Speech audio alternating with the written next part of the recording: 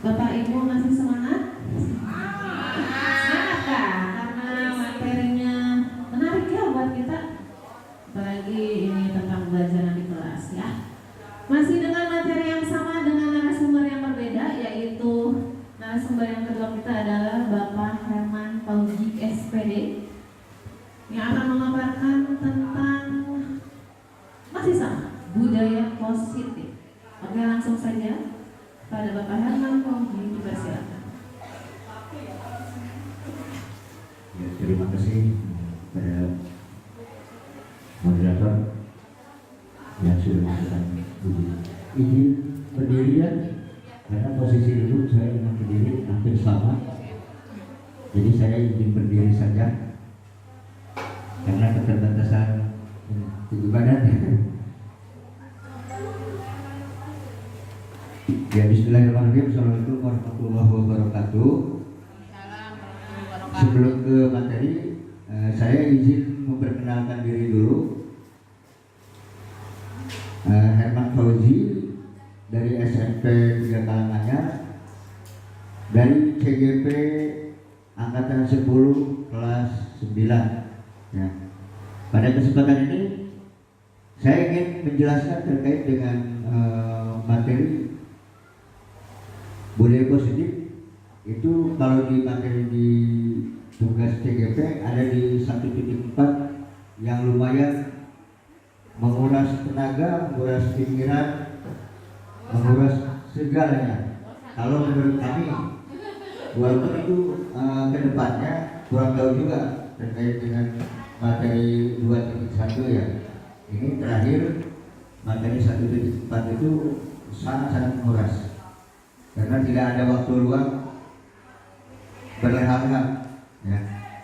Ya, kembali saya tidak ada yang SPG karena mungkin karena waktu yang lumayan sudah menjelang siang dan belum sudah mulai lagi, jadi saya langsung ke materi saja, Ibu Bapak ya.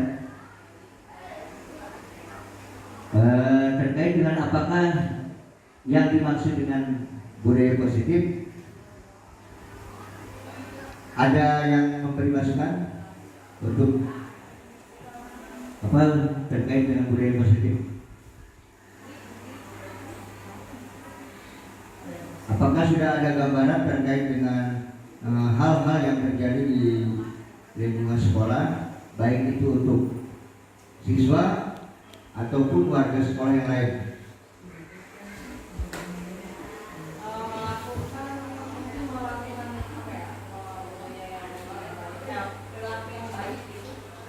Ya, terima kasih Ibu Nida. Jawaban yang dari Ibu Nida melakukan perbuatan yang istilahnya apa? Perilaku yang lebih baik ya. Dari Bu Desi? Kalau menurut saya budaya positif itulah keyakinan atau kebiasaan-kebiasaan yang berpihak pada murid. Keyakinan dan kebiasaan yang berpihak kepada murid. Bagus ya. Untuk materi yang ini tentang budaya positif memang walaupun belum dipelajari, tapi kita sering mendapatkan di lapangan ya. Kata Bu Desi tadi, di budaya positif kita berpihak kepada murid ya. Mari kita simak terkait dengan materinya. Ini konsep inti budaya positif ya. Yang pertama itu perubahan paradigma belajar. Yang kedua itu disiplin positif. Yang berikutnya nilai-nilai kebajikan. Yang berikutnya kebutuhan dasar manusia. Itu sangat penting untuk kita ya, terkait dengan kebutuhan dasar manusia. Yang seterusnya motivasi perilaku manusia. Segitiga institusi, keyakinan kelas dan posisi kontrol guru. Ya, itu bagian dari konsep inti. Lanjut ke pembelajaran dengan paradigma baru. Terkait dengan pembelajaran, di sini diterangkan bahwa pembelajaran dengan paradigma baru merupakan pembelajaran yang dirancang berdasarkan prinsip pembelajaran berdiferensiasi, ya, itu sehingga para peserta didik belajar sesuai dengan kebutuhannya berdasarkan tahap perkembangan. Jadi sesuai dengan usia atau kelas, ya. Jadi tidak harus ketika siswa kelas 7 harus mengerjakan hal kelas 9 misalnya, ya. Jadi sesuai dengan tahapannya yang disesuaikan dengan profil belajar Pancasila. Nah, perubahan paradigma pembelajaran ini merupakan pergeseran antara stimulus respon menjadi teori kontrol. Pembelajaran dirancang berdasarkan prinsip pembelajaran yang berpihak kepada murid dan berdiferensiasi, sehingga setiap murid akan belajar sesuai dengan kebutuhan dari tahap perkembangannya untuk menjadi manusia yang bisa meraih keselamatan dan kebahagiaan yang setinggi-tingginya di masa depan nanti. Jadi bukan apa istilahnya, dampaknya bukan hari ini, tapi masa depan. Jadi ketika dia remaja, dewasa, dan masa tua nanti. Lanjut. Nah, ini perubahan paradigma stimulus respon ke pendekatan teori kontrol, ya, stimulus respon lawan teori kontrol berdampingan pandangan tentang dunia. Yang pertama, stimulus respon tentang dunia, ya, yaitu realitas atau real di lapangannya, kebutuhan kita. Yang berikutnya, semua orang melihat hal yang sama. Kalau di teori kontrolnya terkait dengan realitas, teori kontrol tentang dunia itu berbeda, ya. Kalau yang semua orang melihat hal yang sama, setiap orang memiliki gambaran berbeda. Jadi itu bertentangan atau berlawanan. Yang berikutnya, kita mencoba mengubah orang agar berpandangan sama dengan kita. Jadi seolah-olah lebih cenderung ke idealis, kan? Perilaku buruk dilihat sebagai suatu kesalahan, ya. Perilaku buruk dilihat sebagai suatu kesalahan. Orang lain bisa mengontrol saya bisa mengontrol orang lain. Pemaksaan ada pada saat bujukan gagal. Yang terakhir, model berpikir menang atau kalah. Itu, ya. Yang berikutnya. Nah, ini terkait dengan pembelajaran positif, disiplin positif yang tadi sudah disampaikan oleh Ibu Nida dengan Ibu Desi, ya. Di sini ada menurut Dian Gosun, ya, menurut Dian Gosun dalam bukunya menyatakan bahwa arti dari kata disiplin berasal dari bahasa Latin, ya. Disiplin, belajar, yang artinya itu belajar. Kata disiplin berasal dari akar kata yang sama dengan disiplin atau murid, ya. Bisa juga dibilang dikatakan mengikut. Lanjut. Nah, kata disiplin sering dihubungkan dengan hukuman, padahal itu sungguh berbeda.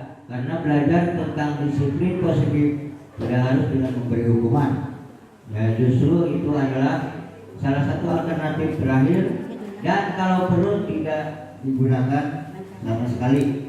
Ya, terkait dengan penjelasan yang ini, bahwa hukuman tidak dianjurkan untuk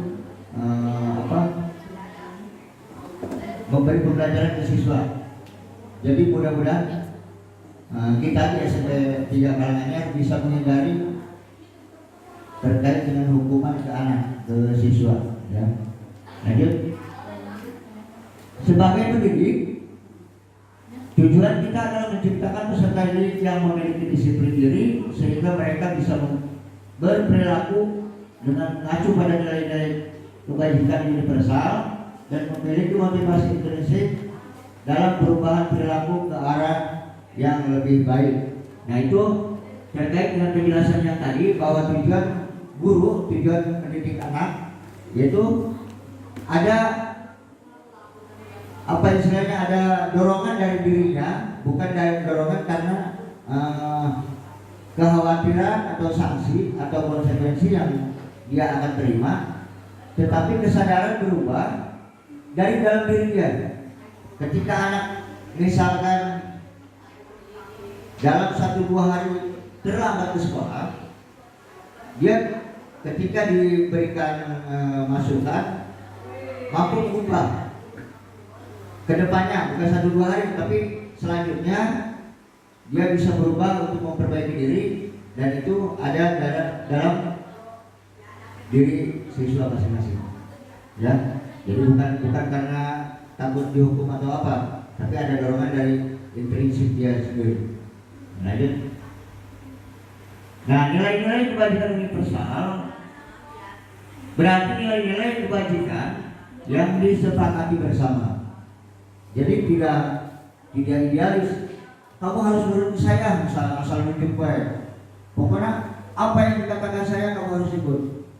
Jadi kita sebagai pendidik tidak diharuskan seperti itu. Nah, kalau misalkan di budak lah, tapi kalau bahasa budak istilahnya agak inilah, terlalu ini mungkin terlalu jauh kalau membudak. Tapi kita melayani siswa, ya, termasuk yang tadi. Nah, lepas dari suku, bangsa, agama, bahasa maupun latar belakangnya. Selain disiplin positif, mengajarkan nilai-nilai kebajikan universal juga memiliki peran yang krusial dalam pembentukan kreatif karakter siswa. Nilai-nilai seperti kejujuran, kerjasama, rasa empati dan tanggung jawab bukan hanya penting dalam kehidupan sehari-hari, tetapi juga dalam membangun masyarakat yang lebih baik. Yaitu ya, jadi manfaatnya bukan hanya di lingkungan sekolah, tapi ketika dia terjun ke lingkungan masyarakat. Nah, ini terkait dengan kebutuhan dasar manusia. Ya, yang pertama bertahan hidup. Ya udah tahu lah, untuk bertahan hidup itu apa? Harus makan. Dan di sini ada terkait dengan bertahan hidup itu ada makanan, pakaian atau sandang pangan ya, dan papan. Maka silakan kalau Kata Mas. Yang keduanya kasih sayang. Kita perlu dikasih sayang, disayangi ya. Jadi minta perhatian, minta diperhatikan gitu lah. Bukan hanya siswa tapi kita juga sama. Kasih sayang dan rasa diterima atau rasa diterima diperlukan berbagi gitu sama. Gitu ya. Yang berikutnya penguasaan, harga diri, keinginan untuk dianggap memimpin, berprestasi, diakui dan didengar. Yang keempatnya kebebasan, mandiri, memiliki pilihan, mencoba hal baru, mampu mengendalikan arah dirinya sendiri. Yang terakhir yaitu kita membutuhkan kesenangan. Ya, hura-hura bisa kan mumet baru di sekolahnya. Ketika ada permasalahan yang menuntut kita bekerja dengan luar biasa di sekolah, ada jenuhnya kita harus mencari kesenangan pribadi. Tapi di sini kita mencari karena kita ini jadi kesiswaan juga ya. Jadi harus bermain, humor, antusiasme atau tertawa. Tidak harus siswa kerung banyak belajar. Tapi ketika siswa jatuh keluar atau anggaplah represif, itu membuat siswa merasa senang. Ya, ini terkait dengan motivasi perilaku manusia. Ya. Apa motivasinya? Motivasi perilaku manusia. Maka Ibu kurikulum selamat datang.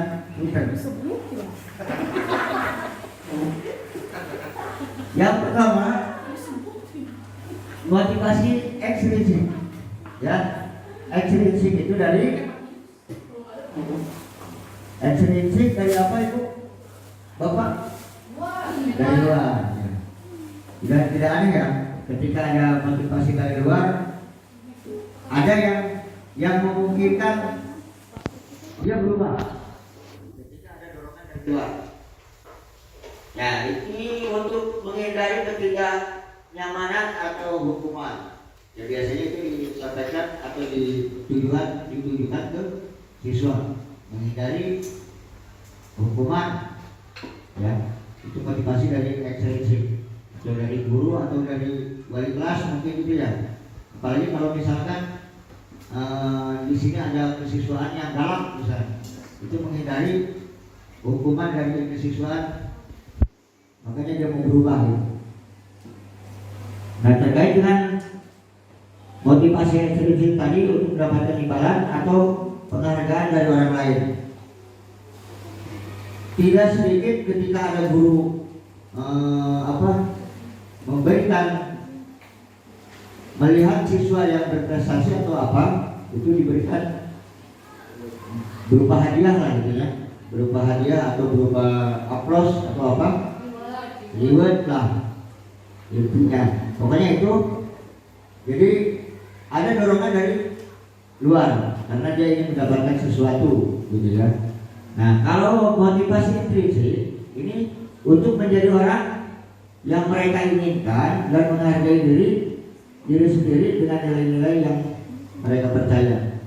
Ya, ketika ada masukan atau apa, dia mau berubah. Dengan perubahannya itu bukan karena dari luar, tapi ketika saya berubah seperti ini, ya ini hasilnya nanti insya Allah gitu ya. Makanya ketika siswa mau berubah dengan sendirinya, ya alhamdulillah, walaupun itu bukan dari motivasi ekstrinsik. Ya, terima kasih.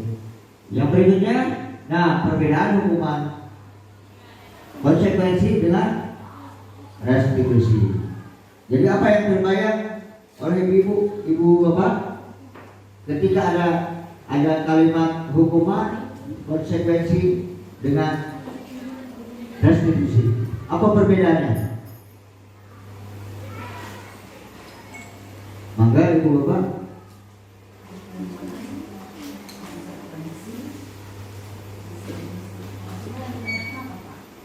Apa perbedaannya terkait dengan tindakan yang ke siswa, hukuman, konsekuensi dengan restitusi?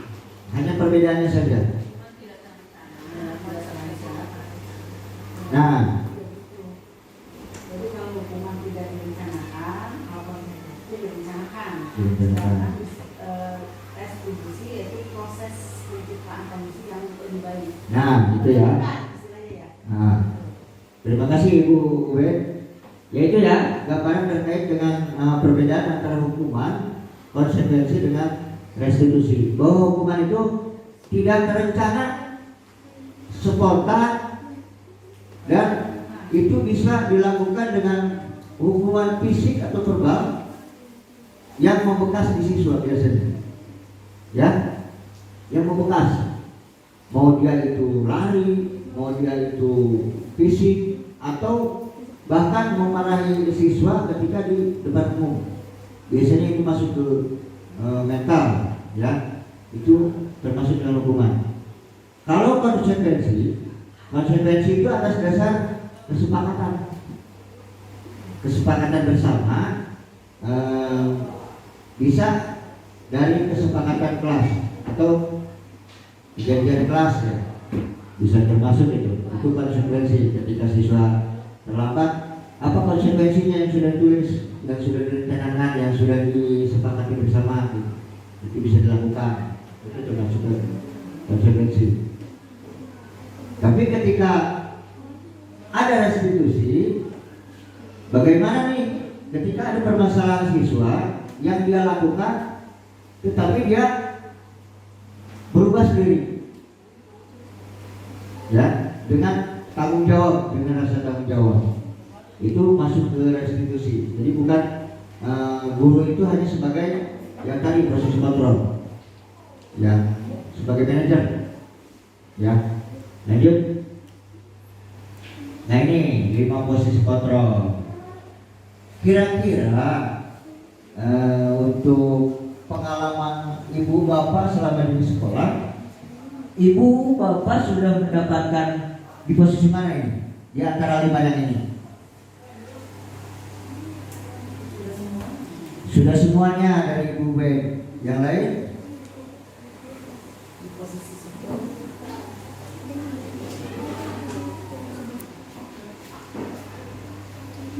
Kalau yang lain? Ada? Apa semuanya sudah? Ya bisa ya. Ketika 5 posisi kontrol guru sudah dilaksanakan di lapangan, berarti pengalaman sudah luar biasa di dunia pendidikan. Ada sebagai pengukur, yaitu ketika ada kesalahan dari siswa, kita langsung mengukur di situ di tempat, itu termasuk dalam pengukur. Pembuat merasa bersalah, teman, pemantau dan manajer. Berarti ibu sudah mengalami semua. Terima kasih Bu.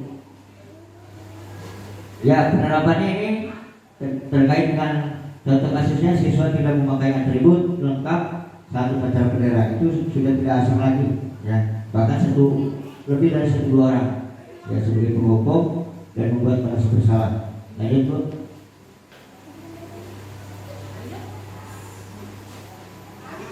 Ya, contoh penerapannya sebagai teman, pemantau, manajer, dan berikutnya. Nah itu, saya kecewa sekali dengan kamu. Itu posisi seperti ya berbuat merasa bersalah. Lanjut Bu. Nah kalau pernyataannya seperti ini, kamu selalu saja telat. Nah, sebagai penghukum, ya. Nah, yang berikutnya, apa rencana kamu untuk memperbaiki hal ini? Ya, itu jawabannya, ya. Sebagai manajer, sebagai posisi kontrolnya. Apa kamu sudah mengetahui konsekuensinya kalau kamu datang terlambat? Pemantau. Nah, betul sekali Bu Ben. Ya, jadi ketika ada materi seperti ini, kita sudah bisa membedakan antara penghukum, hukuman, berupa hukuman, konsekuensi atau restitusi. Ya, tadi 5 posisi kontrol Ibu Bapak Guru. Terima kasih.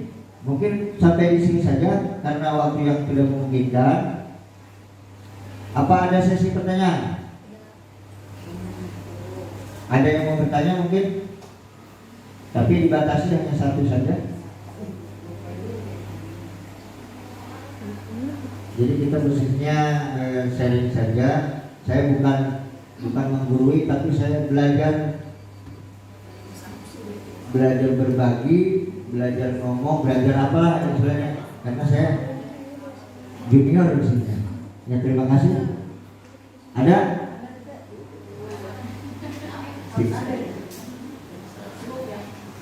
Cukup?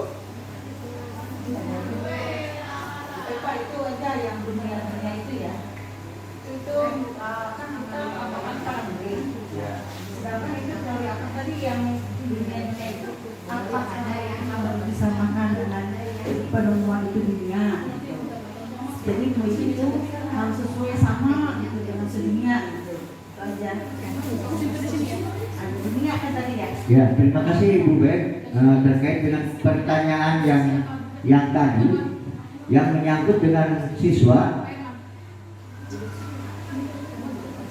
Kalau dilihat dari kasus siswa itu kita bisa pelajari tidak mengacu ke dunia, ya, tidak mengacu ke dunia, tetapi kondisi alam dengan kondisi zaman itu membedakan siswa. Ya, ketika siswa di Kalang Anyar 3 misalkan, jangan disamakan dengan SMP 1 Rangkas Bitung, karena posisi tempat lokasi daerah yang berbeda masih diwajarkan untuk 3 Kalang Anyar misalkan agak sedikit dusun misalkan lah gitu ya, atau ngomongnya celetak-celetuk dibandingkan dengan yang di SMP 1 Rangkas Bitung, itu wajar ya, karena itu berpatokan ke posisi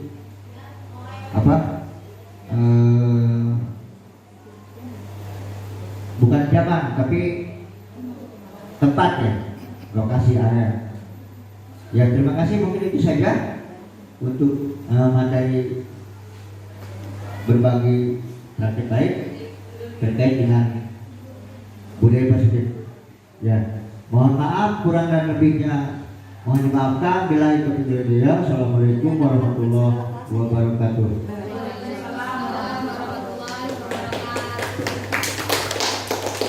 Jadi terima kasih untuk Bapak Herman Fauzi SPD yang telah membagikan praktik banyak tentang materi budaya positif ya. Saya rangkum sedikit tentang budaya positif yang telah diperkenalkan tadi oleh Bapak Herman Fauzi. Ternyata di dalam budaya positif itu berhubungan dengan disiplin ya. Bagaimana kita di situ ada kata hukuman, restitusi dan konsekuensi. Ya, ternyata di dalam budaya positif. Kemudian apa? Ada keyakinan kelas. Keyakinan kelas yang diawali oleh kesepakatan kelas yang dibuat antara murid dan guru. Dikuatkan dengan keyakinan kelas. Kemudian ternyata di dalam budaya positif itu ada 5 kontrol ya. 5 posisi kontrol guru. Kita bisa menjadi penghukum, kemudian kita bisa menjadi teman, punya merasa bersalah, pemantau, dan terakhir kita bisa sebagai menjadi manajer. Ya, saya rasa inti dari materi budaya positif adalah itu. Mudah-mudahan ini menjadi ilmu, bisa menjadi pengetahuan buat kita sebagai guru ke depannya. Oke, terima kasih untuk Bapak Herman Fauzi SPD. Kita berikan tepuk tangan untuk Bapak Herman Fauzi SPD. Dan saya tutup untuk kombel hari ini, kombel kedua kita barbecue, berbagi